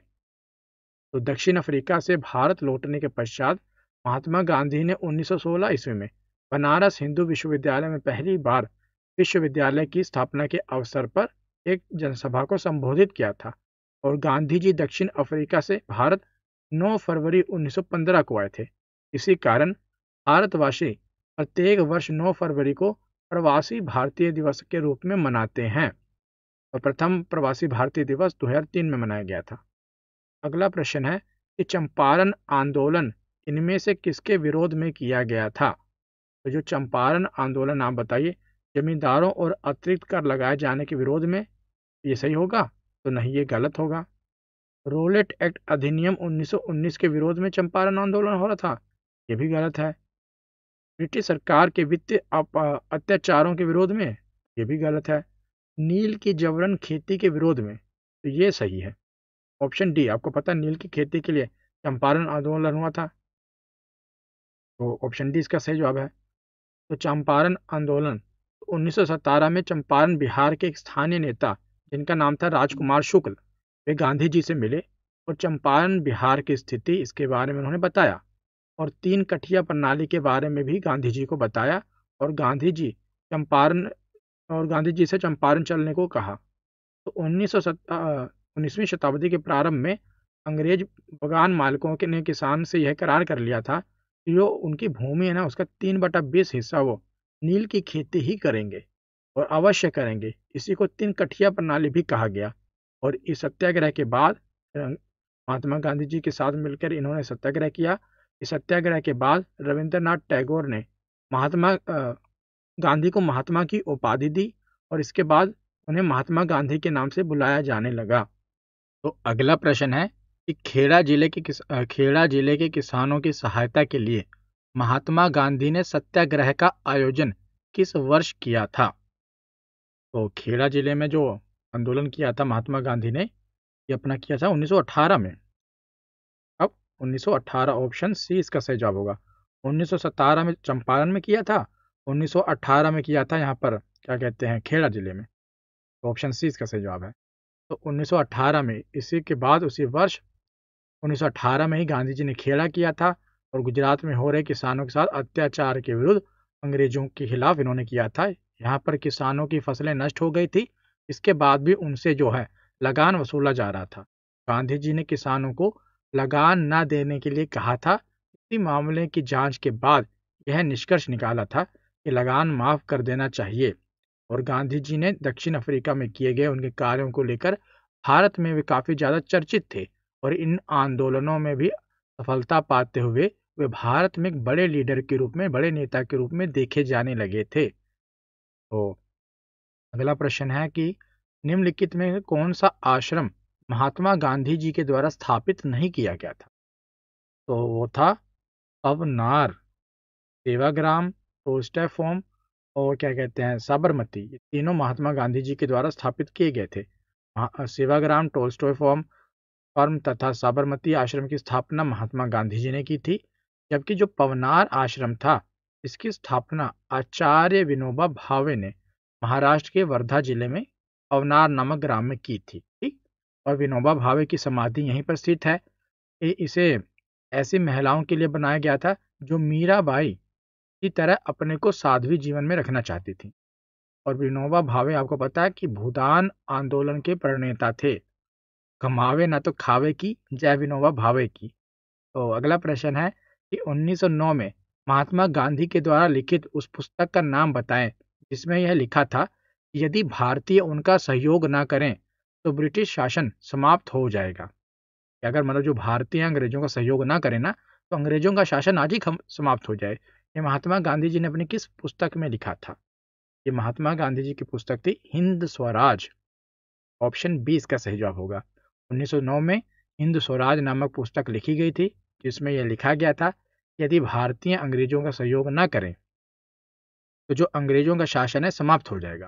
ठीक, तो अगला प्रश्न क्या है कि इसमें से दक्षिण अफ्रीका के किस रेलवे स्टेशन पर प्रथम श्रेणी का डिब्बा छोड़ने से मना करने पर गांधी जी को रेलगाड़ी से बाहर फेंक दिया गया था। तो गांधी जी को रेलगाड़ी से बाहर फेंका गया था किस स्टेशन पर? तो पीटर मैरिट्सबर्ग, साउथ अफ्रीका का है स्टेशन। तो वर्ष 1893 में महात्मा गांधी जी जब डरबन से विक्टोरिया तक रेलवे द्वारा प्रथम श्रेणी के डिब्बे में यात्रा कर रहे थे, तो रास्ते में पीटर मैरिट्सबर्ग स्टेशन पर एक गोरे व्यक्ति ने स्थानीय पुलिस की सहायता से उन्हें धक्का देकर ट्रेन से नीचे उतार दिया था। उस वक्त उन्हें पहली बार रेसिज्म यानी कि नस्लवाद का सामना किया था। अब अगला प्रश्न है कि किस वर्ष दक्षिण अफ्रीका से महात्मा गांधी जी भारत वापस आए थे? तो दक्षिण अफ्रीका से जो भारत वापस आए थे महात्मा गांधी जी, ये आए थे अपना 1915 में ना, 1915 इसका सही जवाब है। अगला प्रश्न है कि महात्मा गांधी ने राजनीति में किसको अपना गुरु माना था? राजनीतिक इनके गुरु थे गोपाल कृष्ण गोखले। जब ये भारत 1915 में वापस आए थे महात्मा गांधी जी, तब इनके गुरु जो गोपाल कृष्ण गोखले का थे, इन्होंने कहा था कि अभी कुछ मत करना, पहले 1 साल पूरा भारत घूमो। ये पहले गांधी जी ने 1 साल पूरा भारत घूमा था, के बाद ही किसी भी आंदोलन में भाग लिया था। अब अगला प्रश्न है कि उस व्यक्ति का नाम बताइए जिसने 1917 में महात्मा गांधी को चंपारण लाने में अहम भूमिका निभाई थी।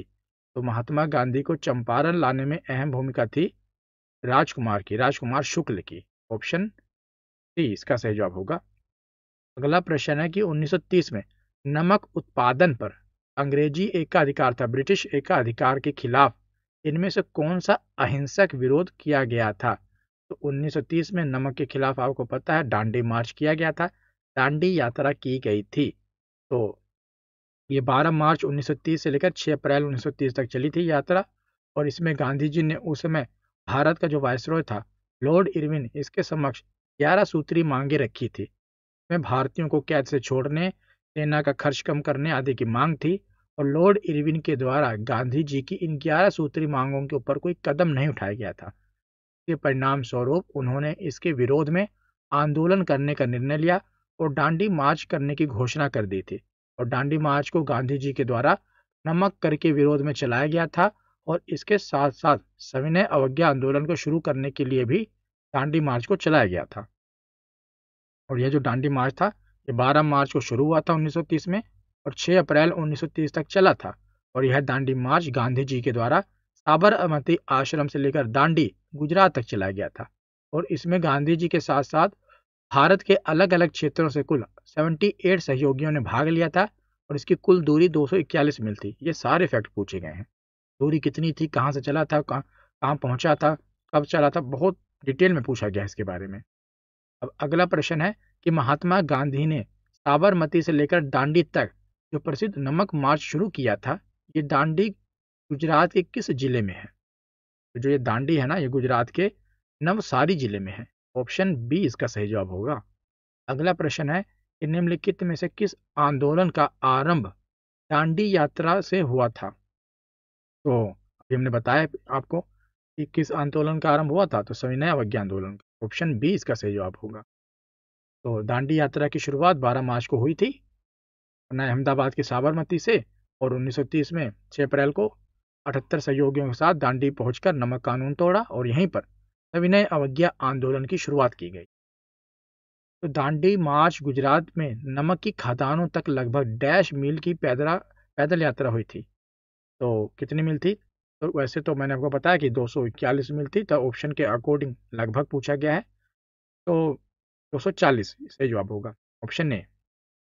अगला प्रश्न है कि निम्नलिखित में से किसने गांधी जी को नमक आंदोलन को केवल पुरुषों तक ही सीमित न रखने के लिए राजी किया था? केवल इसमें पुरुष ही शामिल ना हो, इस यात्रा में महिलाएं भी शामिल हों। तो किसने राजी किया था गांधी जी को इसके लिए? इसके लिए किया था कमला देवी जी ने। तो कमला देवी चट्टोपाध्याय, ऑप्शन बी इसका सही जवाब होगा। ये ऐतिहासिक फोटो आप देखोगे कमला देवी जी की, तो कमला देवी चट्टोपाध्याय ने गांधी जी को नमक आंदोलन को केवल पुरुषों तक ही सीमित न रखने के लिए राजी किया था।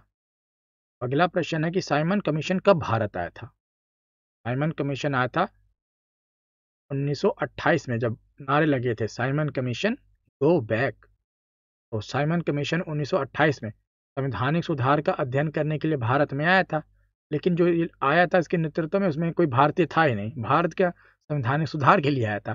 तो इसमें जो जॉन साइमन था इसका नेतृत्व कर रहा था और इसमें 7 अंग्रेज थे। क्योंकि इसमें कोई भारतीय सदस्य नहीं था, इसीलिए भारतीयों ने अपने एक अपमान समझा और हमारे लिए आप सुधार करने के लिए आ रहे हो और इसमें कोई सदस्य भारतीय है भी नहीं, इसलिए इसका बहिष्कार किया गया था।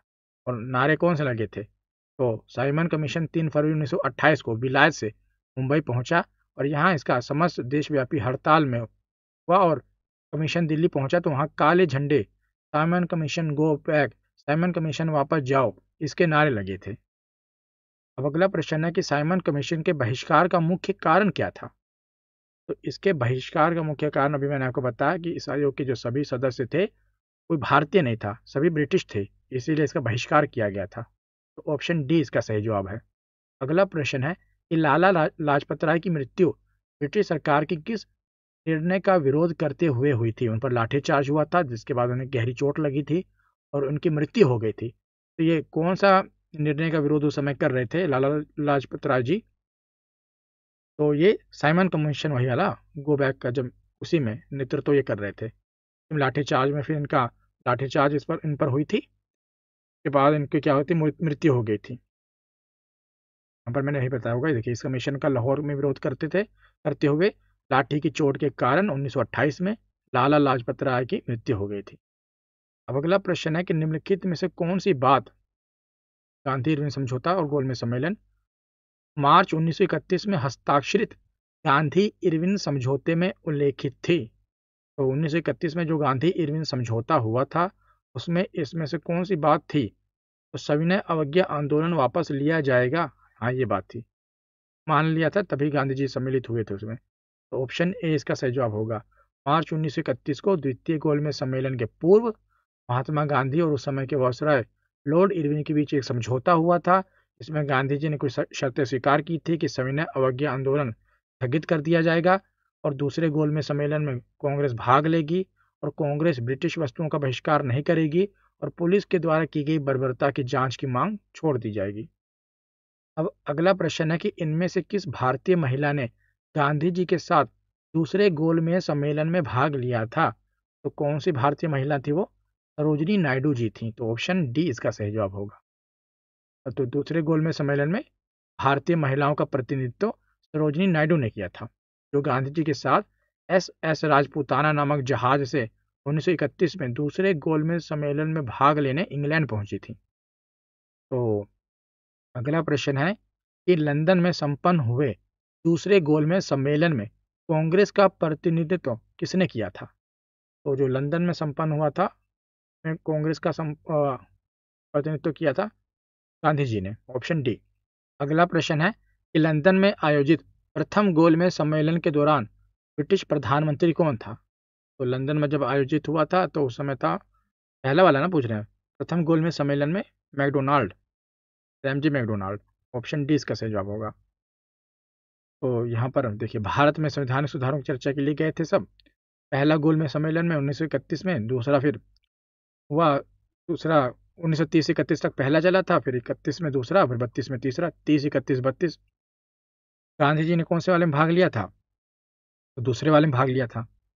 अगला प्रश्न है कि प्रथम गोलमेज सम्मेलन कब शुरू हुआ था? तो ये शुरू हुआ था 30 में, डी।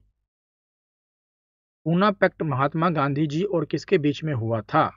तो जो पूना पैक्ट था महात्मा गांधी और बाबा साहब भीमराव अंबेडकर के बीच में हुआ। ऑप्शन बी इसका सही जवाब होगा। पूना जो पैक्ट था ये ब्रिटिश सरकार के विधानमंडल में जो चुनाव की सीटों के आरक्षण के लिए दलित वर्ग की ओर से 26 सितंबर 1932 को यरवदा, जो पुणे की यरवदा जेल है वहां पर महात्मा गांधी और बाबा साहब भीमराव अंबेडकर के बीच में एक समझौता हुआ था। इसके अंतर्गत दलित वर्ग के लिए पृथक निर्वाचक मंडल समाप्त कर दिए गए, लेकिन प्रांतीय विधानमंडल में दलित वर्गों के लिए रिजर्व सीटें रखी गई थी। 71 से बढ़ाकर ये 148 कर दी गई। तो ये पूना पैक्ट समझौता था, पढ़ाया हुआ है मैंने आपको ऐसे इतिहास में ही और अपनी आधुनिक भारत मॉडर्न हिस्ट्री की प्लेलिस्ट में। तो पूना समझौता कब हस्ताक्षरित किया गया था? ये किया गया था 1932 में। अब अगला प्रश्न है कैबिनेट मिशन। हम वीडियो के आखिरी पड़ाव तक आ गए हैं, पूरे एक ही बार में मैं पूरी वीडियो रिकॉर्ड कर रहा हूँ। तो जब कैबिनेट मिशन भारत आया था तो इंग्लैंड में कौन सा राजनीतिक दल सत्ता में था? जब कैबिनेट मिशन भारत में आया था ना, तो उस समय इंग्लैंड में लेबर पार्टी सत्ता में थी। ये रहा, ऑप्शन डी इसका सही जवाब होगा। तो कैबिनेट मिशन के भारत आगमन के वक्त इंग्लैंड में लेबर पार्टी की सरकार थी। ये तत्कालीन प्रधानमंत्री क्लीमेंट एटली थे और लेबर पार्टी की स्थापना 1900 में हुई थी। ये आपसे ज़्यादा पूछा नहीं जाएगा इतना। तो 1946 में कैबिनेट मिशन आई थी। इसका उद्देश्य क्या था कि भारत के लिए एक संविधान का निर्माण के संबंध में भारतीय नेताओं के साथ समझौते पर पहुंचना और एक संविधान बनाने वाली संस्था भारत की संविधान सभा तैयार करना और प्रमुख भारतीय दलों के समर्थन से एक कार्यकारी परिषद की स्थापना करना जो तब तक कार्य करे जब तक संविधान न बन जाए। तो 1946 में ब्रिटिश सरकार द्वारा एक कैबिनेट मिशन भारत भेजा गया था, जिसमें सदस्य शामिल थे। कितने सदस्य शामिल थे ये पूछा गया है ना। इसमें 3 सदस्य शामिल थे। तो इसमें कौन से 3 सदस्य शामिल थे ये बताता हूँ आपको। अभी देखिए, ये रहा। में ब्रिटिश कैबिनेट के 3 सदस्य लॉर्ड पैथिक लॉरेंस भारत सचिव, सर स्टॉफर्ड क्रिप्स व्यापार बोर्ड के अध्यक्ष और एवी अलेक्जेंडर नौसेना के प्रमुख थे, ये शामिल थे। अगला प्रश्न है कि भारत छोड़ो आंदोलन इनमें से किस वर्ष में हुआ था? तो जो भारत छोड़ो आंदोलन हुआ था ये 1942 में हुआ था। क्रिप्स मिशन की असफलता के बाद 1942 में वर्धा में कांग्रेस ने अंग्रेजों भारत छोड़ो प्रस्ताव पारित किया था और 1942 में ही आंदोलन शुरुआत हुआ था। और इसी आंदोलन में गांधी जी ने कहा था, करो या मरो। अब अगला प्रश्न है कि भारत छोड़ो आंदोलन किस शहर में हुआ था? तो जो भारत छोड़ो आंदोलन था ये इस शहर में शुरू हुआ था ना। शुरू कहाँ से हुआ था? तो मुंबई से शुरू हुआ था। 1942 को ये मुंबई से शुरू हुआ था, ग्वालियर टैंक मैदान से। तो भारत छोड़ो आंदोलन के दौरान अरुणा आसफ अली ने डैश में राष्ट्रीय कांग्रेस का झंडा फहराया था। कहाँ पर राष्ट्रीय कांग्रेस का झंडा फहराया था? तो अरुणा आसफ अली ने फहराया था मुंबई में ही, ऑप्शन डी। तो स्वतंत्रता आंदोलन की ग्रैंड ओल्ड लेडी के रूप नाम से लोकप्रिय अरुणा आसफ अली, इन्होंने भारत छोड़ो आंदोलन के दौरान मुंबई के ग्वालियर टैंक मैदान में राष्ट्रीय कांग्रेस का ध्वज फहराने के लिए इन्हें जाना जाता है। तो अगला प्रश्न है कि डैश आंदोलन को अगस्त क्रांति के रूप में भी जाना जाता है। अगस्त क्रांति के रूप में भारत छोड़ो आंदोलन को जाना जाता है, ऑप्शन डी इसका सही जवाब होगा। अब अगला प्रश्न है कि भारत छोड़ो आंदोलन 1942 में महात्मा गांधी द्वारा दिए गए नारे डैश के साथ शुरू हुआ था। तो महात्मा गांधी जी ने कौन सा नारा दिया था? तो उन्होंने नारा दिया था, करो या मरो, ऑप्शन बी। अगला प्रश्न है कि जिस दिन भारत को स्वतंत्रता मिली थी उस दिन महात्मा गांधी कहाँ थे? तो जिस दिन भारत को स्वतंत्रता मिली थी उस दिन महात्मा गांधी कहाँ थे? उस दिन महात्मा गांधी थे कलकत्ता में। वहाँ पर सांप्रदायिक दंगे हो गए थे, उन्हें शांत कराने के लिए महात्मा गांधी जी गए हुए थे कलकत्ता में। तो 15 अगस्त 1947 को गांधी जी बंगाल की राजधानी कलकत्ता के नोआखली में थे। वे हिंदू मुस्लिम के बीच सांप्रदायिक हिंसा को रोकने के लिए अनशन कर रहे थे। अगला प्रश्न है कि भारत के बंटवारे की घोषणा किस तारीख को की गई थी? तो जो बंटवारे की घोषणा की गई थी ना, ये 3 जून 1947 को की गई थी और बंटवारा 15 अगस्त को हो गया था। 14 अगस्त को पाकिस्तान अपना स्वतंत्रता दिवस मनाता है, हम 15 अगस्त को मनाते हैं। तो भारत के बंटवारे की घोषणा 3 जून को की गई थी और इस अधिनियम में कहा गया था 15 अगस्त को भारत व पाकिस्तान अधिराज्य दो स्वायत्त मतलब कि इंडिपेंडेंट देश बन जाएंगे। अगला प्रश्न है कि ब्रिटिश सरकार को कब स्वतंत्रता देने के लिए सहमत हुई थी भारत को? तो जो अंग्रेजी सरकार थी ये भारत को 1946 में स्वतंत्रता देने के लिए सहमत हो गई थी। तो ब्रिटिश प्रधानमंत्री क्लीमेंट एटली द्वारा भारत को स्वतंत्र करने का आश्वासन दिया गया था, आश्वासन 1946 को 15 मार्च को। और 20 फरवरी 1947 को प्रधानमंत्री एटली ने हाउस ऑफ कॉमन्स में यह घोषणा की थी कि जून 1948 ईस्वी तक जो सत्ता है ये भारतीयों के हाथ में दे दी जाएगी। तो आज का आखिरी प्रश्न है कि स्वतंत्रता प्राप्ति के समय ब्रिटेन में किस पार्टी की सरकार थी और प्रधानमंत्री कौन थे? जब हम भारत आज़ाद हुआ था 1947 को 15 अगस्त, उस समय ब्रिटेन में किस पार्टी की सरकार थी और आपको बताना है कि प्रधानमंत्री कौन थे ना। इसका सही जवाब क्या है? तो इसका सही जवाब है कि लेबर पार्टी की सरकार थी और एटली, क्लीमेंट एटली इसके उस समय प्रधानमंत्री थे। दूसरे विश्व युद्ध के बाद ब्रिटेन में चुनाव हुआ था, तो जो विंस्टन चर्चिल था ना, ये बहुत भारतीयों के खिलाफ रहता था। विंस्टन चर्चिल ये कंजर्वेटिव पार्टी का था और ये चुनाव हार गया था।